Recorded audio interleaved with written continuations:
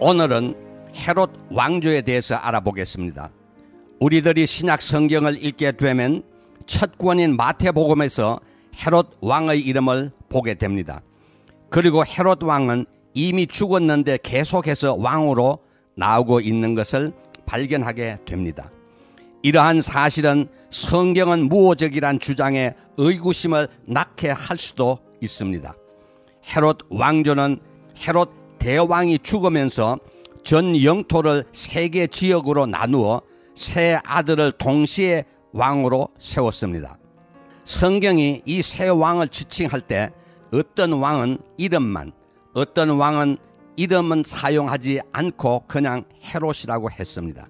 또 빌립과 아그리빠는 1세와 2세가 있는데 이것도 구별하지 아니하고 그냥 빌립과 아그리빠로 사용했습니다.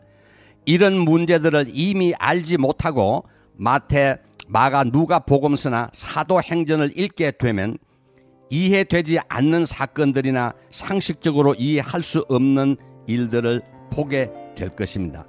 성경을 기록하거나 번역할 때 풀네임을 사용하는 것은 당연한 것이고 이럴 경우에는 내용을 이해하는 데 아무런 어려움이 없습니다.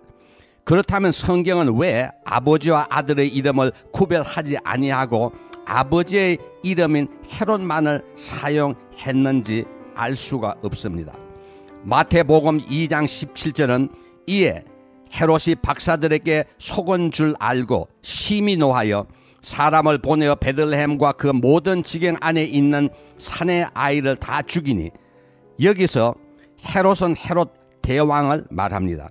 헤롯 대왕의 아버지 안티파트는 하스모니아 왕조 말기에 이미 영향력 있는 귀족이 되어 있었고 로마에서 온 폼페이 장군과도 좋은 관계를 맺고 있었습니다.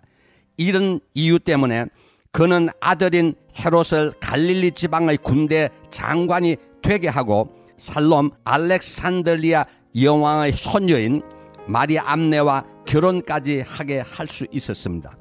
헤롯 대왕은 BC 40년에 로마 원로원으로부터 왕으로 인정을 받았지만 하스모니아 왕조의 마지막 왕이 공존해 있었기 때문에 BC 37년에 비로소 명실상부한 유대인의 왕이 되고 BC 4년에 죽게 됩니다.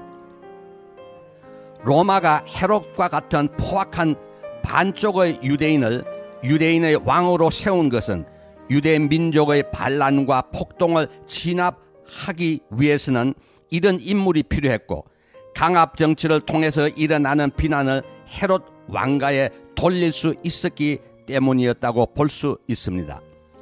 마태복음 2장 22절은 그러나 아켈레오가 그의 아버지 헤롯을 이어 유대의 임금됨을 듣고 거기로 가기를 무서워하더니 꿈에 지시하심을 받아 갈릴리 지방으로 떠나가 나사렛이란 동네에 가서 사니 이는 선지자로 하신 말씀에 나사렛 사람이라 칭하리라 하심을 이루려 함이니라. 여기서 아켈레오는 헤롯 대왕의 10사람의 부인 중 한 사람인 말다게에서 난 아들입니다. 헤롯 대왕이 죽은 BC 4년부터 AD 6년까지 10년 동안 전 왕국의 반에 해당하는 유다, 사마리아, 에돔 지역을 통치하였습니다. 그의 잔인성과 포악한 정치로 인해 폐위당하고 처형되었습니다. 아킬레오가 죽은 후 이 지역은 유대인의 대폭동이 일어나는 AD 66년까지 아그리빠 1세가 3년간 AD 41년에서 44년까지 통치한 것을 제외하고는 로마 총독이 계속 통치했습니다. 마가복음 6장 14절은 이에 예수의 이름이 드러난지라 헤롯 왕이 듣고 이르되 이는 세례 요한이 죽은 자 가운데서 살아났도다. 17절은 전에 헤롯이 자기가 동생 빌립의 아내 헤로디아에게 장가든 고로 이 여자를 위하여 사람을 보내어 요한을 잡아 옥에 가두었더니 18절 이는 요한이 헤롯에게 말하되 동생의 아내를 취한 것이 옳지 않다 하였습니다. 여기서 헤롯은 헤롯 대왕이 말다게와 사이에 낳은 아켈레오의 동생 헤롯 안디바를 가리킵니다. 안디바는 갈릴리 호수 서쪽 지역과 요단강 동쪽의 베레아 지역을 물려받았고 BC 4년부터 AD 39년까지 43년간 통치하고 결국 또 폐위당하고 유배되었습니다. 그리고 17절에서 자기 동생 빌립을 갈릴리 호수 동쪽을 통치하였던 왕인 빌립 2세가 아니고 헤롯 대왕과 부인 마리암네 2세와의 사이에 난 왕이 아닌 빌립 1세를 말합니다. 아무리 동생이라고 하더라도 자기가 왕이라면 아내를 빼앗기고 그냥 있을 왕은 없을 것입니다. 안디바 헤롯이 성경에서 중요한 위치에 있는 것은 예수님이 사셨던 갈릴리 지방을 다스렸던 왕이기 때문이고, 로마 총독이 중요한 것은 예루살렘은 유대 왕의 통치에 있었던 것이 아니고 로마 총독의 직접 통치하에 있었기 때문입니다. 누가복음 3장 1절은 디베로 황제가 통치한 지 15해 곧 본디오 빌로다가 유대의 총독으로, 헤롯이 갈릴리의 분봉왕으로, 그 동생 빌립이 아두레와 드리고닛 지방의 분봉왕으로 되어 있습니다. 여기서 그 동생 빌립은 아클레오 왕과 안디바 왕의 배다른 동생인 빌립 2세를 가리킵니다. 빌립 2세 헤롯은 BC 4년에서 AD 34년까지 38년간 갈릴리 호수 동쪽 지역을 통치하였습니다. 그가 죽은 후에는 후손이 없어 헤롯 대왕의 손자이자 그의 조카인 아그리빠 1세 헤롯이 3년 뒤인 AD 37년에 왕위에 오르게 됩니다.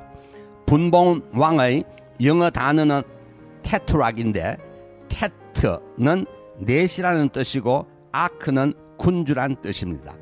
다시 말하면 전 영토를 다 다스리는 왕이 아니고 4분의 1만 다스리는 왕이란 뜻입니다. 이런 이유 때문에 갈릴리 호수 서쪽을 다스렸던 안디바 헤롯, 그리고 갈릴리 호수 동쪽을 다스렸던 빌립 2세 헤롯을 칭할 때 모두 분봉왕, 즉 테트락이라고 부른 것입니다. 지금까지 본 것처럼 헤롯 대왕의 네 아들이 아버지가 통치하던 한 나라를 세 개로 분할하여 통치하였는데, 그 분할한 나라의 왕을 칭할 때 아들들의 이름을 사용하지 아니하고 다 헤롯이라고 아버지의 이름을 사용한 것입니다.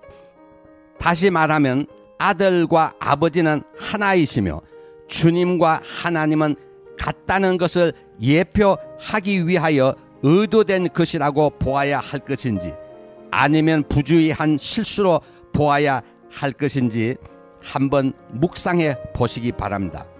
요한복음 14장 2절은 그날에는 내가 아버지 안에, 너희가 내 안에, 내가 너희 안에 있을 것을 너희가 알리라 하였습니다.